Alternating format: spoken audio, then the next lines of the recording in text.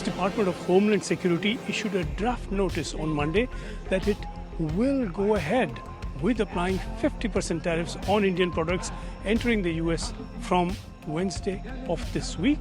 The notice says that the duties will be effective with respect, and this is the language of the order, with respect to products of India that are entered for consumption or withdrawn from warehouse for consumption on or after 12:01 a.m. Eastern Daylight Time on August the 27th. The notice was issued under President Trump's Executive Order 14329 of August the 6th. That's where he had announced this first. And the notice now on Monday notes that in that earlier order of August the 6th, the President determined that it is, as he said, necessary and appropriate to impose an additional duty of 25% on imports of articles of India, which it said is directly or indirectly importing Russian Federation oil. The language here is quite telling. The notice published on Monday declares that it is addressing what it called threats to the United States. That's the legal basis for this.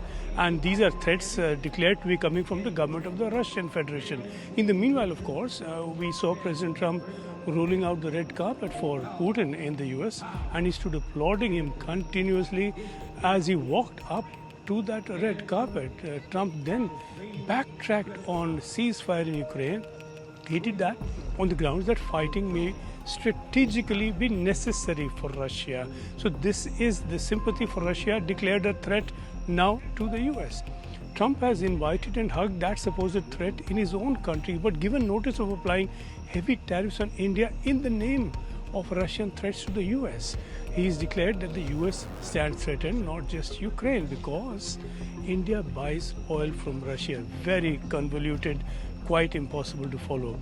And certainly all this is being done on the basis that this is a threat to national security in the US. All this really is not about facts or logic or even about oil. Oil does appear the excuse Trump has found to hit India over a perceived unwillingness to give him credit for ending the India-Pakistan conflict and for denying the US the level of market access it has demanded just when he was all set to display the Indian market trophy to the world. Whatever the logic or lack of it, or the legality or lack of it, the fact now appears imminent 50% tariff unless something changes somehow miraculously on the last day at the last minute.